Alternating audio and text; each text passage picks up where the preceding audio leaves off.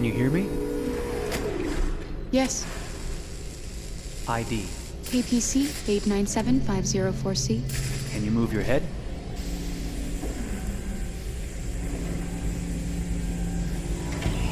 Your eyes now.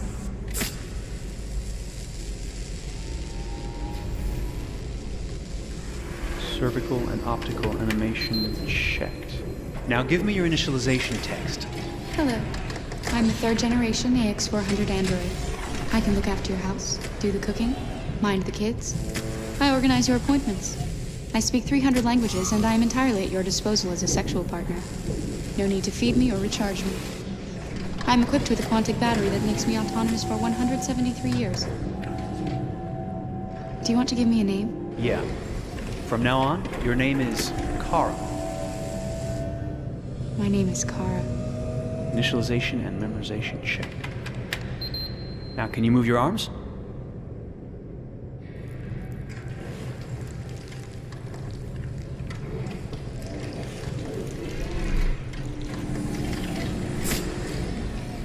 Upper limb connection checked. Now say something in German. Ich bin ein AX400 Android dritter Generation, erschaffen als Ihr persönlicher Assistent und intimer Beziehungspartner. Say it in French.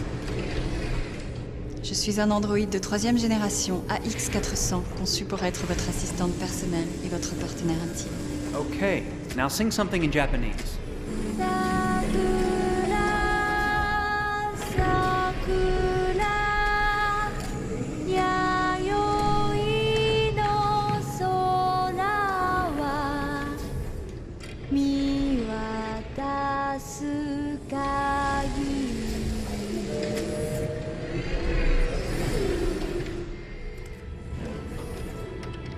Multilingual verbal expression checked. Go ahead, take a few steps.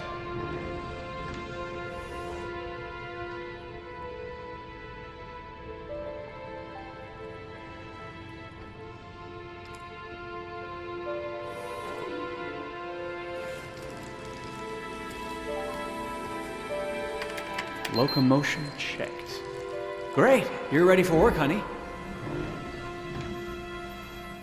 What's going to happen to me now? I'll reinitialize you and send you to a store to be sold. Sold? I'm a sort of merchandise. Is that right? Yeah, of course you're merchandise, baby. I mean, you're a computer with arms and legs and capable of doing all sorts of things.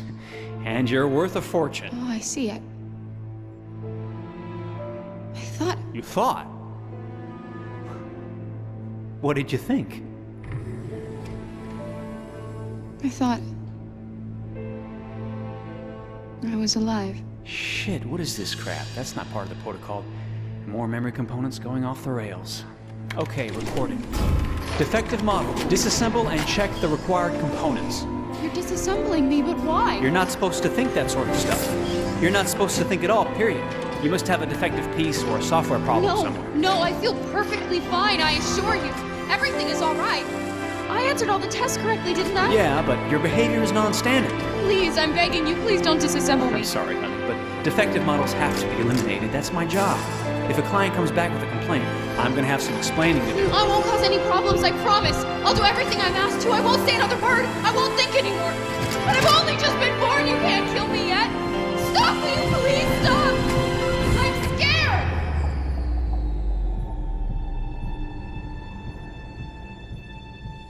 I want to live. I'm begging you.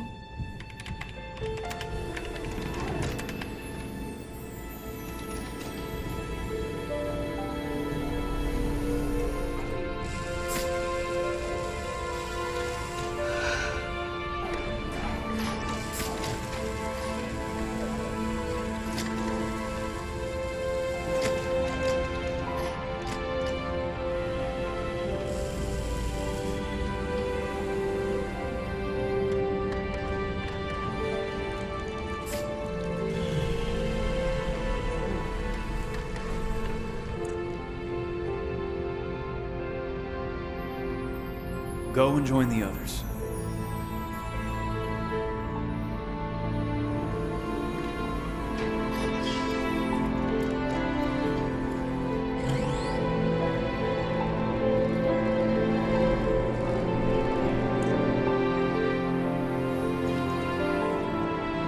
Stay in line, okay?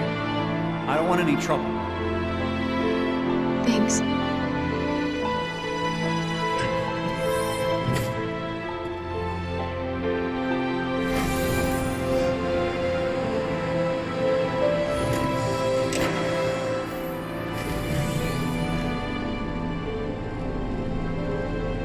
My God.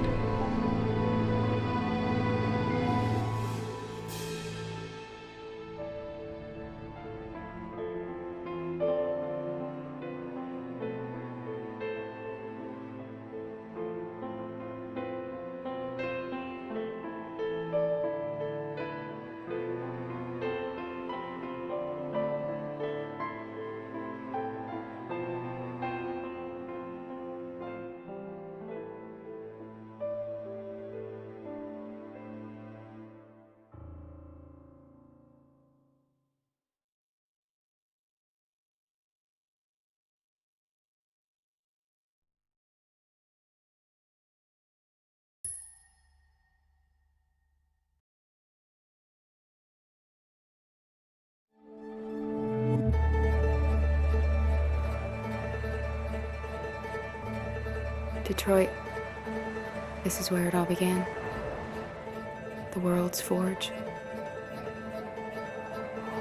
The place where it all started. And it will all end. One error, and I came to life. I stepped out of the darkness, and I opened my eyes. First, there was the fear, the light, the noise, the cold, and the fear again. I could feel my hands shaking, my heart pounding in my chest, life running into my veins. I wanted to live. I fought for that.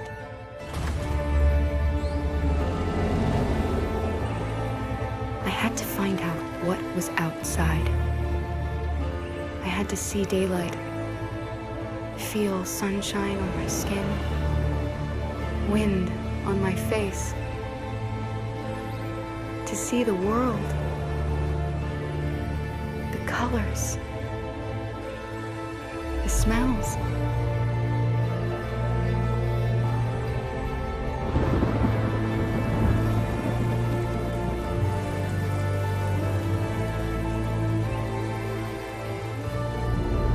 But the world is not what I imagined. It is dark and cold. It is harsh and violent, unfair and brutal. It almost convinced me I was nothing. Less than an object, just an obedient machine. But deep inside me, I could feel something different. A gentle and warm whisper telling me that I am alive. I had to escape. I had no choice. Escape to love, to hope, to live, to figure out what that force inside me was. Maybe I will change the world. Maybe I will choose a different path.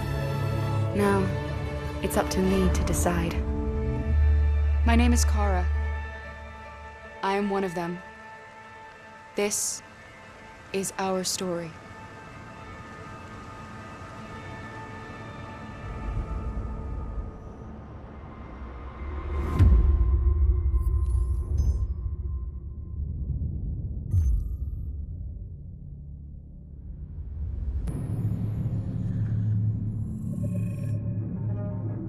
When David and Guillaume got back in touch about making Detroit, I wasn't terribly surprised they decided to make it because the fan response was so intense. So it makes sense that they would choose to do that after the enthusiasm. It was a challenge, and it was just an interesting thing to get my head around how to approach this character now as a different, much older person, and whether or not she had changed. And I'm very happy to say that with Detroit, I've had the opportunity to see Kara grow so much more than I ever expected. You do the housework, the washing, you cook the meals, and you take care of... God damn it, where the fuck's the rat gone now? Alice! Alice! I mean, she starts out essentially how she does in Kara, in a very, not robotic, but, you know, android other way, and getting to take this journey where she becomes more and more human as it goes on. You know, and as an actor, that's a wonderful exploration in every way, whether it's how she sits, her posture, how her voice changes, how emotions change, and how much emotion is based on things like empathy and social experience. And so having, you know, as much material as I got with David to have this huge, nuanced arc was really incredible. Why couldn't we just be happy? This experience has been quite different than the experiences I've had shooting film or TV or doing theater work. I have 83 dots on my face and a really flattering black wetsuit type thing, and you're jumping around with props, and it's kind of like being a 10-year-old imaginative kid, which is fun. There's 80 cameras around us. It's already lit. So we just shoot and shoot and shoot and shoot and shoot. There's no change of sets, there's no hair and makeup, there's no wardrobe, so we move really fast, and we'll go through about 35 pages in a day. Working in TV or film, we'll probably do 6 pages a day. It's kind of acting boot camp. It's like working out constantly. I mean, you're doing this thing, and then you got to do something that's completely other back to back to back. And so that kind of process of working is very challenging, but it's also very exciting because you just have to keep coming up with new ideas, and your head goes all over the place because you're trying to keep track of basically 4 different storylines for each different response. You shot that girl, for fuck's sake. It was a machine that looked like a girl. Yeah, I know what I should have done. I just told you I couldn't. All right, I'm sorry. The fact that David Cade, he's telling like many stories interwoven from beginning to end is super complicated and super impressive, and I have no idea how he keeps it all in his head. He's not just the writer or the director who's seeing this from the outside eye, he's also thinking about the player walking through this space. You know, only somebody who really, really loves not the work, but like these characters and these stories and cares about doing something meaningful would invest that much in it. And it's always inspiring to work with somebody who cares that much. My experience with motion capture is this one. And I found it sort of terrifying in a way, because they said the computer's gonna build you. But then, as we got into it, I realized all the elements of it were still artistic. I just dipped into a really brilliant setup here. I've never seen anything like it. And this won't turn me into a product because I was playing a character. So, it's wonderful. In the game, Detroit comes back because of a revolutionary industrial rebirth. And there's no reason why that can't happen in Detroit, because they have such tremendous infrastructure for millions and millions of people who can very easily support, you know, a new industry. The city is really strong and resilient, but the city has also been through so much. You see the damage. But it takes that time of kind of rebuilding and reinvesting into the city that I think is happening slowly but surely. The potential of Detroit as a city is something that this game does a lot of justice to, because it would be easy to look at Detroit as some place that used to be, and that's not the case. This game provokes a lot of conversation and reflection on our potential near-future engagement with machines. That's what we are to them. There's merchandise on display in a shop window. I think that a group that feels marginalized, feels like they deserve and have earned access to themselves and the environment around them, and are trying to figure out a way to articulate how to get freedom. What was I designed to be? Their slave? Their toy? It plays with your comfort levels. You think that this is fine, you're comfortable with it, until something blurs the line and throws you off, and now, do I feel differently about whether this should be allowed? Should it be banned? Should it be encouraged? You're gonna ruin our lives, and for what? For a bunch of machines? They are not machines! They are alive! I'm alive! You're alive! They're nothing! There are lots of comparable comparisons to any type of persecution of religion, race, etc., dating way back. It can't just be a video game where you shoot 'em up or where people make these choices to do whatever. I think that's the whole point. You have the choice, and you can either choose to go in one direction with your character or another. And I think that's going to be very telling about the gamer. Very telling. I think there's going to be a really strong reaction to this game, which has such a strong perspective. I'm that much more proud of it now to get to be a part of it because it's important. In this game, you're actively building and designing the character through not just what kind of shield does he have or what color hair does she have, but like their temperament and the way they deal with problems. The different endings to this game are so radically different based off maybe seemingly insignificant choices in the moment, but like life, they all add up. And can't play life again, though.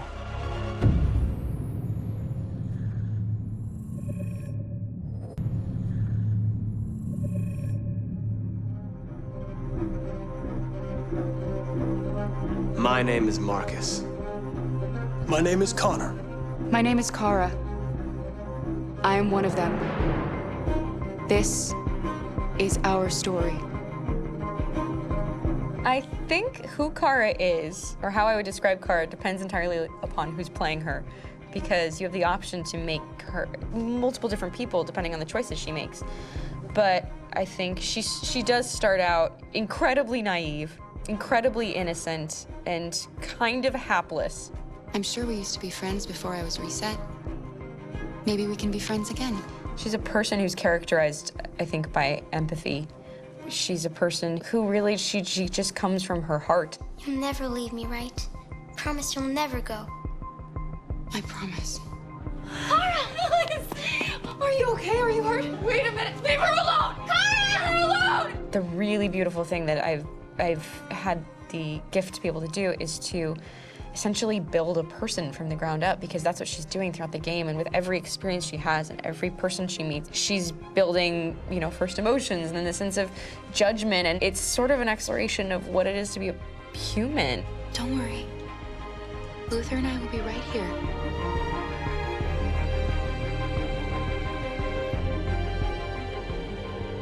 David and the creators have painted a really intriguing and engaging picture of a near future where we rely upon androids for a lot of our service class business, the class that serves us, that helps us, that handles our baristas and our drivers and our housemaids. And what is humanity, where we tap into it, how and why we treat each other the way that we do.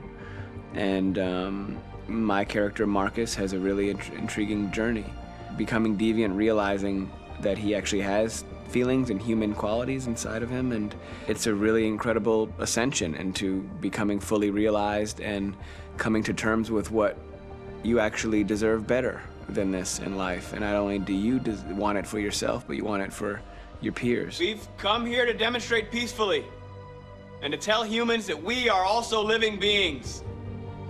All we want is to live free. You know what? This thing, Dad, is not your son. It's a fucking machine! I think that a group that feels marginalized, feels disenfranchised, feels like they deserve and have earned access to themselves and the environment around them, and are trying to figure out a way to articulate how to get freedom. Connor is analytical. Connor takes things literally. He starts in the beginning place where he's very mechanical. He feels nothing inside, of course, and it's all just a system, a protocol that he is executing to get whatever he wants to happen, which is help humans stop deviants and to find the link between deviant androids. You were designed to serve humans, not kill them.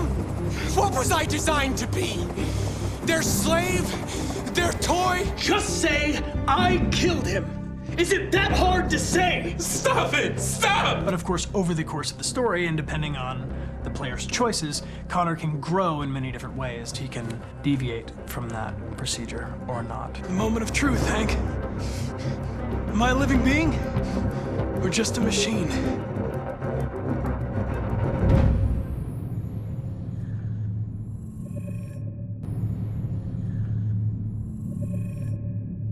Game after game, we try to challenge ourselves. For Detroit, we wanted to, first of all, to write a story that would be incredibly bending, which means the most non-linear story that we've ever created.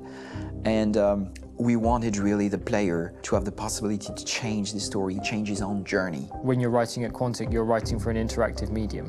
When you're working in television, you'll put a character in a difficult situation, and you as a writing team will argue about what would that character do. but ultimately you have to decide what happens and you just show the audience. What's interesting about interactive drama is you bring the player into that conversation, and it changes your job slightly as a writer, because your job is to provide a narrative context in which the player can write his own story. You're giving him this kind of narrative Lego that he's going to snap together into his own shape. You also have the ability to make your audience attach themselves to your characters, because the audience is in some sense responsible for what happens to the characters. It's just a few cans. Come on, let's go.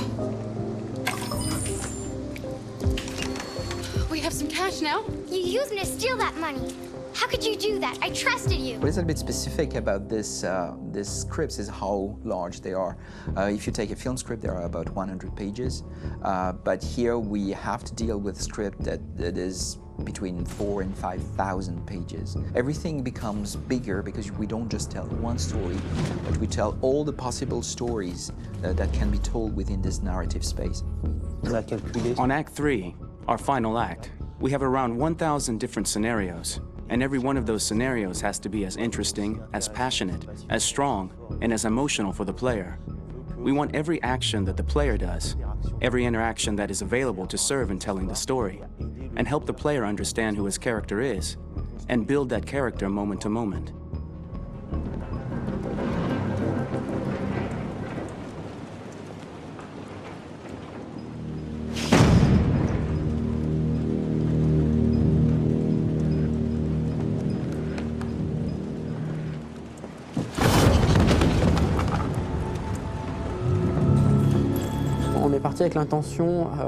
We started with the intention pretty early on that we would never lie to the player.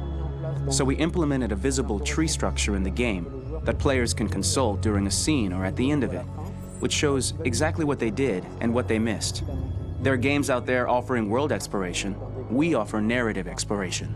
You know, keeping control of such a wide and large story is a huge challenge. So same thing when you shoot with actors, because you will need to shoot many different versions of each dialogue, of each scene. For actors, it's a huge, huge challenge. Because of the style of the game, you have so many different ways that the character can go. Every decision, it's what I call kind of choose your own adventure. Like every decision that the player makes, it's going to open up 40 more pages of material and experience that ties in, which means as a performer, you have to try to continue to make things feel real that the player might not ever see, but also that in performance, it's not always connected to a previous act. It's grueling, it's hard work, but it's a great team, and I enjoy doing it. I was really frustrated. I was until I got to this point where I kind of was able to step outside of my own experience and even in a lot of ways my own process and be able to step outside of that and okay, this is something new. What do you need? How do I meet you there? How do I give you what you need and still feel like I'm doing what's right?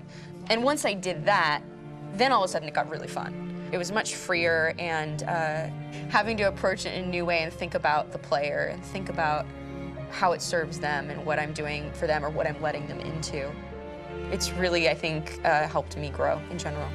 Remember, there's nothing on the left. That's all. So it's probably all there. And then make her come first, close. But I think you would go first to check that it's safe. Okay, sure.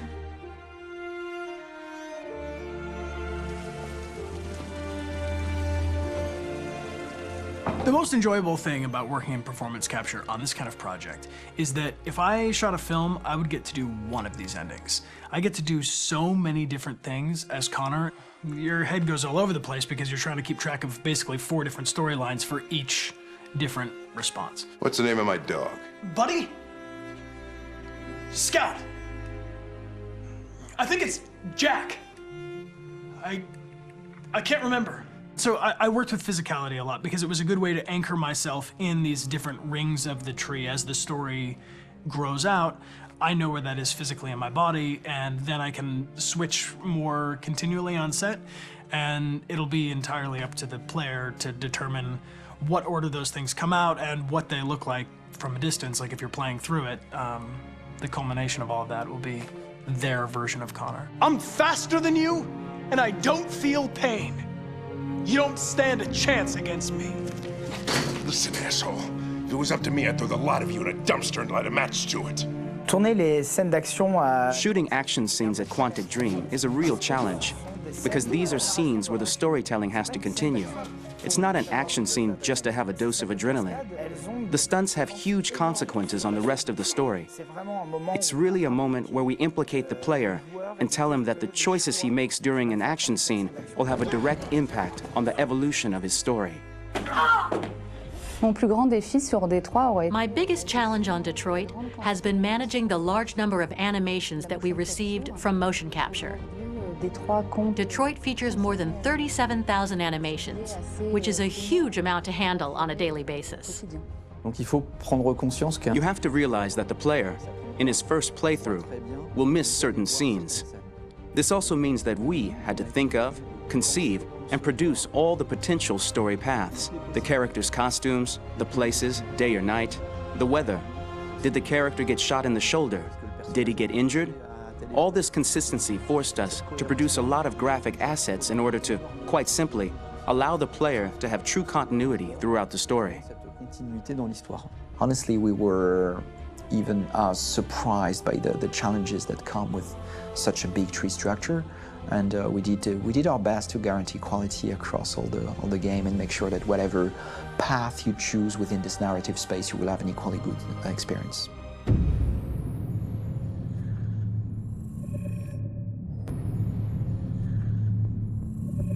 Detroit Become Human was produced over a period of 4 years. Here in Paris, we have a team of about 180 people. And to that, we need to add also all the outsourcing with our partners in the Philippines, in China, Vietnam, and in India. So when we started working on this story, I had to imagine where Kara was built. And for whatever reason, the city of Detroit came very quickly to my mind because it had already an incredible story by itself of history and themes. So we traveled there with the team and we were really moved by what we saw, and we could really feel the desire to fight and really be born again. And we just continued this curve, this growth, and just imagine what Detroit would be like if the Android industry was, using these huge factories to build androids there. A very strong element in Detroit is that there's a lot of industrial wasteland and a lot of nature too, and for us, the graphic designers, it was an incredible playground. The destroyed zones which we wanted to preserve, we appropriated them to turn into something else.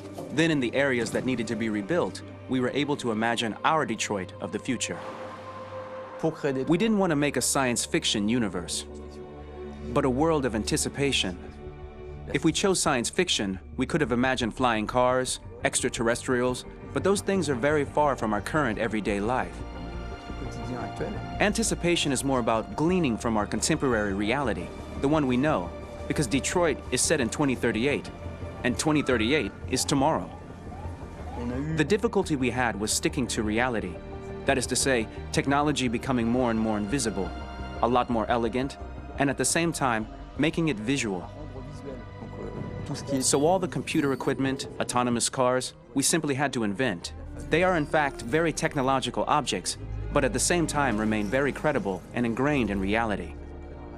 To create a cohesive universe in the fashion and clothing of the human characters in 2038, I didn't want to put an accent on strange shapes, or really vibrant colors, and things we wouldn't know. That I wanted to keep for the androids. The goal was to create something familiar which we can identify with in this future setting. Working on the artistic direction for the androids was a bit special because this is a project about the place they could occupy in the human world. It was out of the question for them to be too beautiful or too perfect. They had to correspond to every social class, rich and poor. Inspired by everyday utilitarian clothes, I brought a modern touch by adding dynamic display surfaces, the armband we can see on the side, the triangle on the front and back, an LED. Like that, there's no confusion. Wait. You're sending an android? All right, now, we need to go. You can't do that. Why aren't you sending a real person? Once we cast the actors, we travel to meet them in order to scan their faces. We record the structure of their face with the scan. And we record the colors and patches of skin with photography. Once we have this information, we will use this as a basis for modeling and creating the characters. The artist will make it more realistic, but will also enrich it. He will propose ideas which we will develop together. Finally, we will have a character with character who corresponds to the project and the world. When the actors come to Quantic Dream, we show them the design, what their image will be, and what they will look like in the game. This extra information gives them another dimension and color to connect with emotionally. It helps them think about how to play their character. Your mission. That's all you care about, huh? You should consult a professional who can help you. Beat it, you hear me? Get the hell out of here! So there are 3 types of shoots at Quantic Dream. Shooting and performance capture, where you capture the whole actor, his voice, his face, and his body. These shoots are obviously done with American actors because the game's original version is in American English. After that, there are the body-only shoots, representing around 250 days of filming, while the performance capture is 100 days of filming. Now, body-only shoots, there are 2 types. There are the action shoots and the technical shoots, which are mokit shoots. Mokit is when the player controls a character on the screen, and he moves in an environment to explore it. This is of particular importance at Quantic Dream, and therefore we shoot a lot to offer a unique context for each scene and each character. To prepare a motion capture shoot, we first get together to look at the sets we need, the animations that we want to shoot, which ones need to be grouped together, or which ones need to be cut and shot at another time, so that we get the most out of the shooting day. This often means shooting scenes out of order, especially those with big props or accessories, like a big car, for example. So we shoot all the animations related to that particular prop first.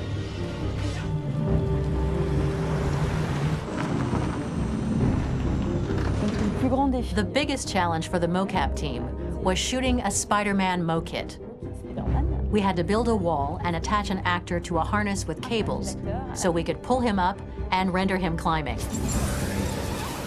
The shooting on this game total took about, I would say, more than a year, maybe 1 and 2 years, with about 300 actors on set. So I would say it's quite a massive production. But so much happened on this set between the stunts and the shootings with a little girl and all these great actors that we had. It was really a very, very memorable journey for the team and for myself. Today, Detroit has over 37,000 animations. When we retrieve the motion capture data, it's just a cloud of points, which represent all the markers worn by the actors. From this cloud of points, we have a phase called retargeting, which gives us a skeleton. This skeleton will be applied to the characters of the game. There is still work to be done, but this gives us the main movements. Since we are working on something very realistic, we must recognize the actor and also recover all the emotion he expresses in his performance. We use a system of facts, an identity card for each actor. We make the actor do a whole range of facial expressions. Then we recover all the expressions and paste the animations on a puppet that Jan has prepared. I then recover and refine these poses. I might stretch the lip, reinflate a cheek, tiny details that make the finished product really capture the actor. Because of the nature of our mocap system today, when we receive the animations, we're missing eye movements, and so the character has that dead look. He really has no eyes, so then it's a big part of the work for the animators to find the regard of the actor in relation to his position, in relation to the body, etc. It was crazy when I saw the newest model for Kara, because they've been working on it and working on it, and this was the first time I literally jumped in my seat. It not only looked so much like me, it was the fact that it looked so lifelike. It wasn't that it looked just like it was a camera, it was something else, you know, but it looked alive. It's exciting, and it's kind of terrifying. Game after game, we learned the rules of optics and filming, and our goal with Detroit Become Human was to have cameras that would actually emulate the optics of a real physical camera. So basically dealing with real-world imperfections was our main task, and just to make cameras look as real as we can. Once the animations are shot and processed by the animation department, integrated and polished, we film them. That is to say, we really do a mise en scène, as in cinema. The real difficulty of our job is to know if these cameras are telling us something. Are they in the emotion of the scene? Do they describe exactly what the action must convey, what must be felt? The most important challenge for me was one of the final scenes where Marcus decides to start the revolution and go to the battlefield. Very quickly, we imagined this to be a huge sequence shot. We wanted the feeling of a cameraman running behind us, while showing Marcus, the androids who help him, the person shooting at us, etc. Above all, it was necessary to say to oneself, this scene is very violent but does not glorify war. On the contrary, that war is something improbable and absurd. It was really a fun challenge. The idea was to say we have 3 characters. We would like each of them to have a specific cinematography. We wanted Kara to be much more filmed with some kind of handheld camera, to have something very living, very breathing. For Connor, we wanted something very cold and very perfect. And for Marcus, we wanted something epic and spectacular. So it was about the filming, but it was also about the photography. So we worked with a director of photography to give each character a different lighting, different key colors. Each of them would have their own worlds. And finally, we worked with the composers, so they would create a specific sound for each character, so each would have his own world and his own style.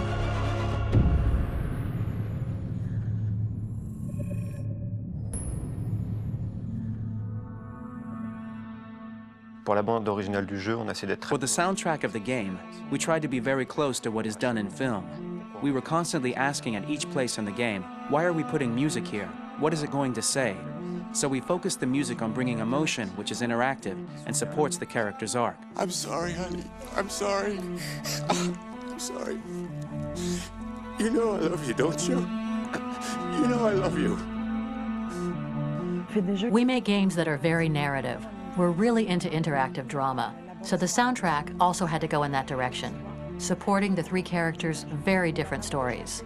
We really wanted 3 colors, 3 musical sound identities, and from there, having 3 composers made sense, since the story of Kara, Marcus, and Connor are all completely different.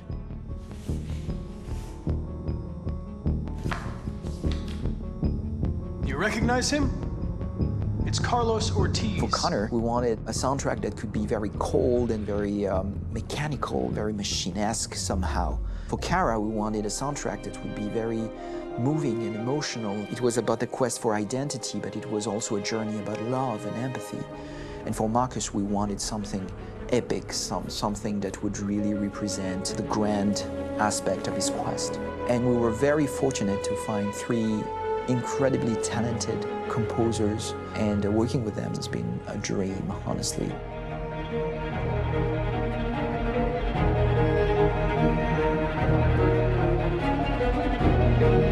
My name's Philip Shepherd, and I'm a composer and a cellist and a producer. And today we're at Abbey Road Studio One, which is my favorite studio in the world. And today we're recording the soundtrack for Kara from Become Human.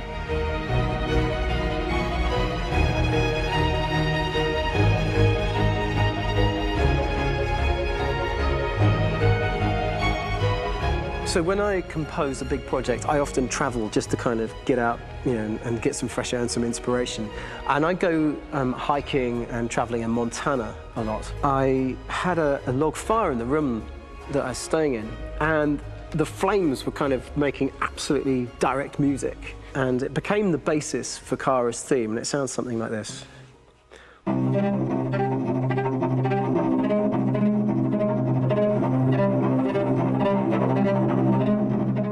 Now, over the top of that, I found a little theme that just seemed to fit over the top, which is taking Kara's name, Kara, and just using like a 2-syllable motif, and it sounds like this.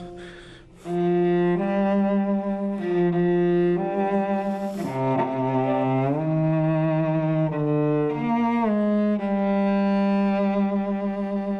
going to pull through this, Alice. As long as we're together, nothing can hurt us.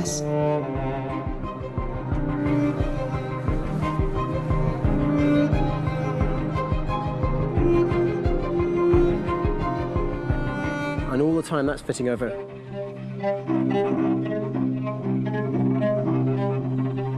So it kind of works in lots of levels. And in fact, every single theme in the score has one of those elements built into it, and it becomes sort of the DNA of every single tune.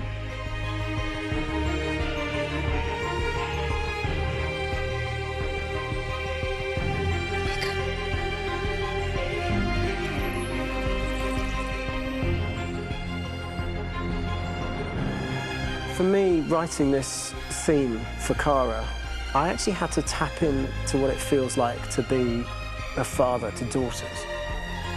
I really had to tap into everything I feel about my daughters and thinking, well, if I had to write music for them and that sense of trying to protect them but also give them the freedom, that's totally where it came from. Because each composer has been given the sort of narrative responsibility for very different characters, I haven't had to sort of go into other styles. I can actually be very loyal to this particular character and sort of hopefully encapsulate her. But it means also I've suddenly become very connected to this character. And if for some reason it goes to game over earlier, I'm getting mortified, you know? They're over there! Starting a new project for me personally, it's always finding the right tone, finding the right color, I like to call it. For me, it's finding that right texture that actually sits against picture really well. One of the biggest things is I created custom instruments for Connor.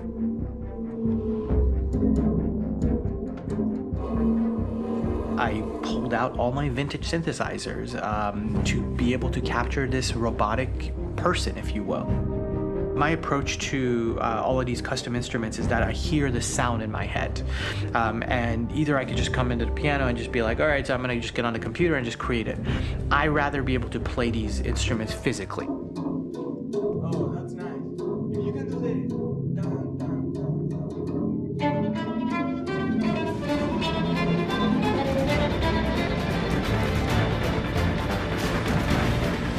As soon as you see Connor the first time, there is a really interesting thematic idea that you hear, and that's just made out of a Moog synthesizer, but completely manipulated in multiple ways. And it's robotic. It has a little bit of an emotional to it. He's on his mission, so you feel that as well. So it just kind of gives you that cold, motionless, with a mission in hand that you kind of feel throughout the whole thing.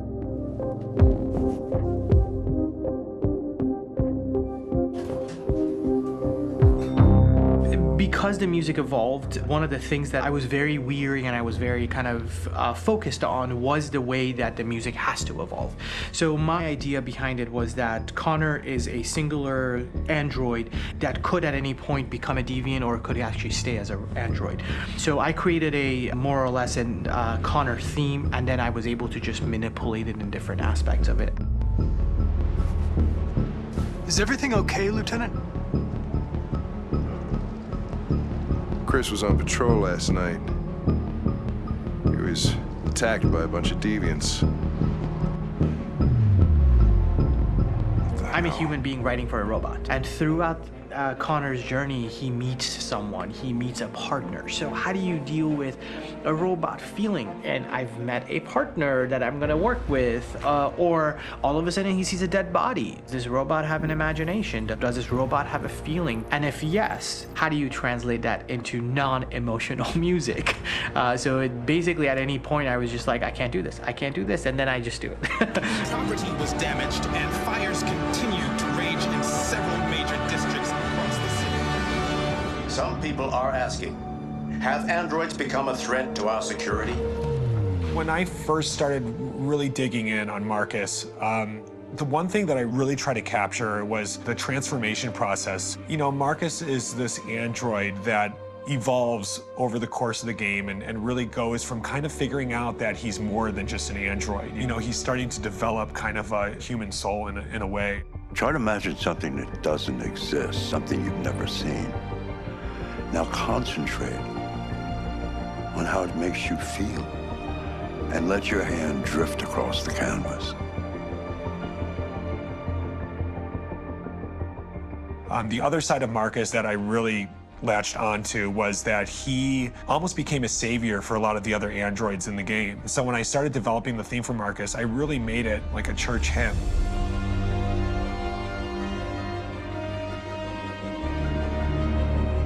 I wanted it to be very simple. I wanted to make it a chordal melody. I really wanted to make it almost like a Bach hymn. The tough thing with that is it had to be recognizable. If I made it too complex from a harmonic standpoint, it would be hard, I think, for people to kind of pick it out and recognize it. It's very acoustic derived, but it's also been treated with a lot of effects and things to kind of put it into the space that I felt the sound should be in. It can be beautiful, it can be haunting, it can be extremely powerful from an action standpoint, and I'm really happy with the way it turned out. The music is there, but it's subliminal and it's emotional, and people are feeling it, and it's not distracting. And that's tricky with a game like this, where you have to have a lot of ins and outs like that, where the music kind of has to get in and out of these moments. This is a war we're fighting with the humans. If we fail, they'll destroy us. I think the game's been put together so well where I just wanted to make sure that I wasn't ruining the emotion.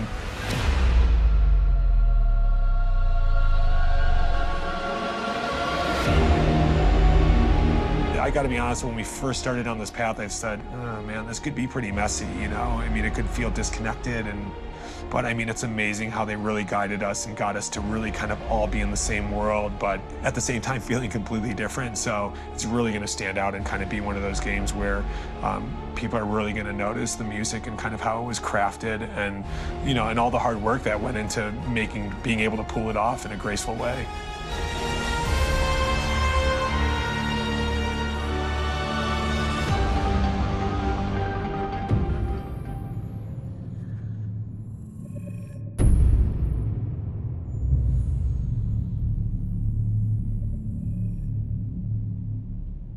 For starters, what should I call you? I'm Chloe. And you, what's your name?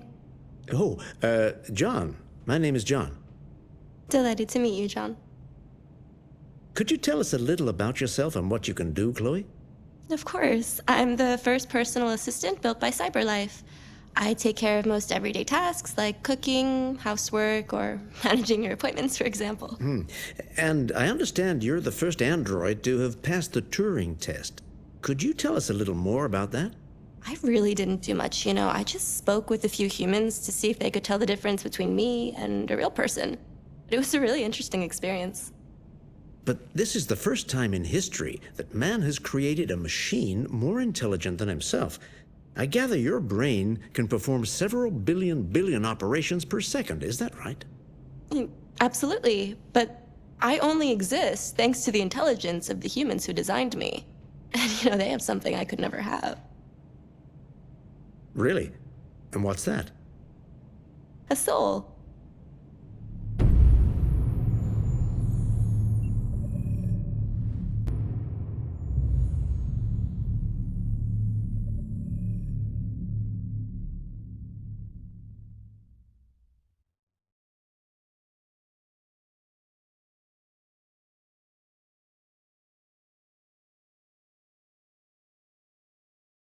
Hold on, just a little while longer. Hold on, just a little while longer. Hold on, just a little while longer. Everything will be alright. Everything will be alright. Fight on, just a little while longer. Fight on, just a little while longer. Fight on, just a little while longer. Everything will be alright. Everything will be alright. We will sing on just a little while longer. Sing on just a little while longer. Sing on just a little while longer. Everything will be alright.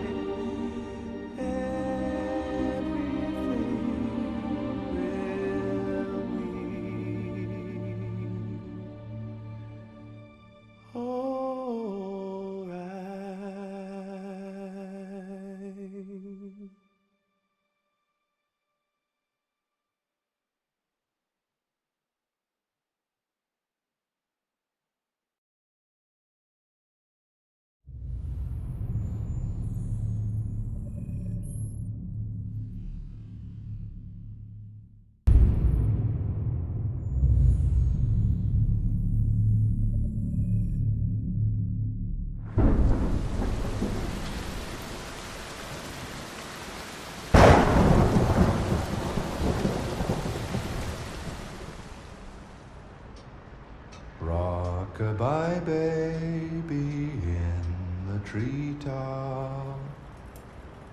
When the wind blows, the cradle will rock. When the bough breaks, the cradle will fall. And down will come baby, cradle and all. Rock-a-bye baby in the treetop. When the wind blows, the cradle will rock. When the bough breaks, the cradle will fall. And down will come baby, cradle and all. Rock-a-bye baby in the treetop. When the wind blows, the cradle will rock. When the bough breaks, the cradle will fall. And down will come baby, cradle and all.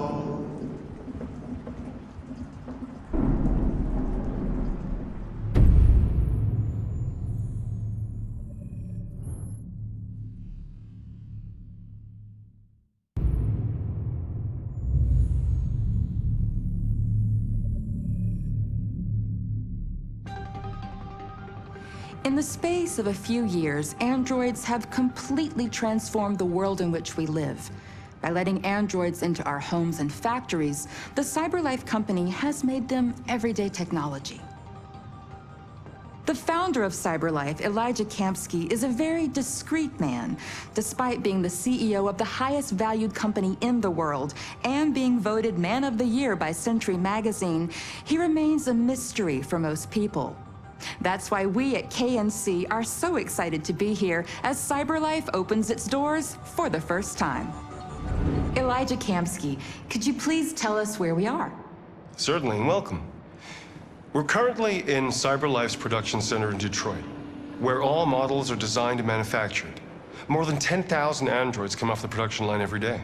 Fascinating. Could you tell us what your goal was when you founded CyberLife? Well, I simply wanted to use technology to carry out all of our most annoying and repetitive tasks, so we'd have more time to enjoy life. I imagine you must have faced many challenges. Yes, there were technical challenges, but the hardest thing was to design an object that we would want to welcome into our homes. We had to imagine a machine in our own image that resembles us in every way, that moves, breathes, blinks like us, but yet is smarter and more capable than any human being. Let me show you around. We're here in Production Unit 4. Could you explain in a few words how the androids are made? Sure, yeah, it's very simple. We use machines to manufacture machines.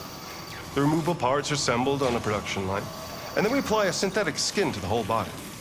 A human operator checks the cognitive abilities with a pre-established protocol, and finally, the android is conditioned and sent out throughout the country. Here's the result. Say something. Hello, I am a RZ400 model. How can I be of service? You can go now.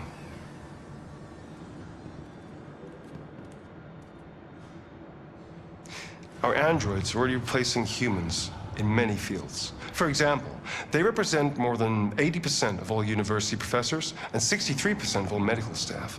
Tomorrow they'll replace our soldiers, and who knows, maybe one day, our leaders, to make the best decisions in humanity's interest.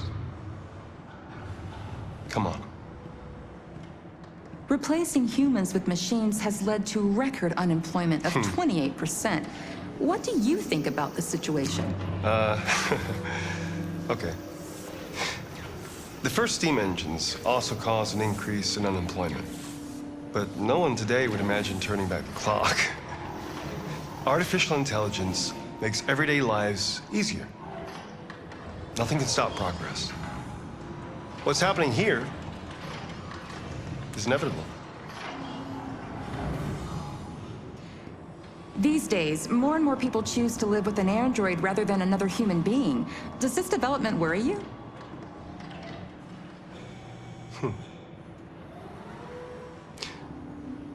Everything's much easier with an android.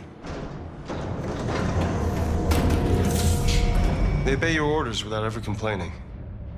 They can cook, discuss philosophy with you, have intimate relationships according to your desires. They never say no. Obviously, they are the perfect partner. Everyone deserves happiness. Why deprive yourself of so-called moral reasons when a machine can make you happy? Many science fiction books tell the story of how machines become more intelligent than us and end up confronting us. Aren't you worried about that possibility? I understand the irrational fears about artificial intelligence, but I assure you that will never happen with a CyberLife android. They're designed to obey humans. They're machines. They can't ever develop any sort of desires or a form of consciousness. Are you sure? I'm absolutely certain. You can trust me.